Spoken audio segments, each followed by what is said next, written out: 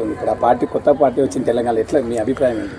ఇప్పుడు కొత్త పార్టీ గురించి నేనేం స్పందించాను. ఆ పార్టీ పెట్టిన వాళ్ళు చెప్పాలి, ఎందుకు పెట్టినరో వాళ్ళ బయటకు వచ్చిన వాళ్ళు చెప్పాలి.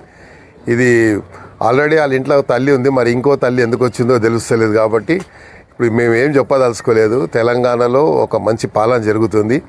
మళ్ళీ వాళ్ళ అన్న మాటలు మాత్రం తీవ్రంగా పరిగణించాల్సి వస్తుంది. ఎందుకంటే ఒక రాక్షస పాలన అన్నారు. తెలంగాణలో ప్రజాపాలన జరుగుతుంది. ప్రజలకు చేరువుగా ఉండే ప్రభుత్వం జరుగుతుంది.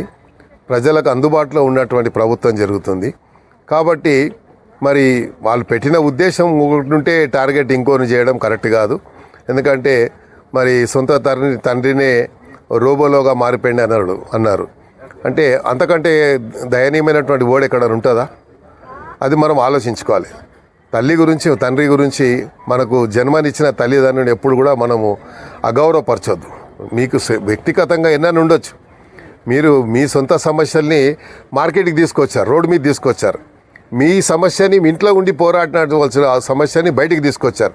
బయటికి తీసుకొచ్చి ఏం చేశారు?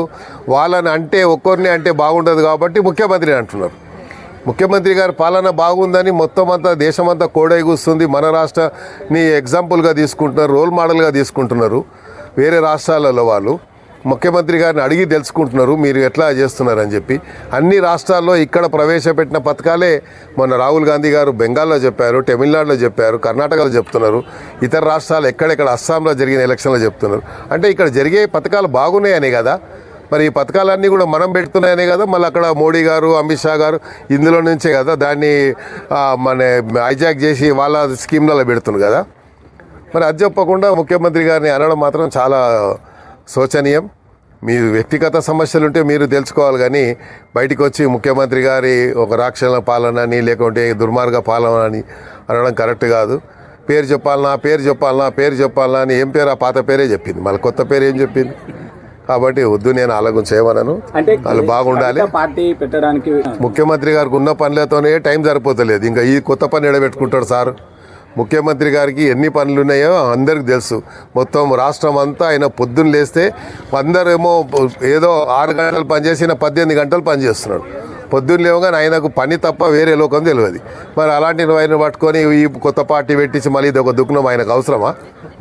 వాళ్ళు ఏదో చెప్పుకోవడానికి చెప్పుకుంటున్నారు, ఎందుకంటే వాళ్ళకి వేరే లేదు, విమర్శించడానికి వాళ్ళకి వేరేది. కాబట్టి ముఖ్యమంత్రి గారిని ఇందులో మధ్యలో లాగాలని చూస్తున్నారు.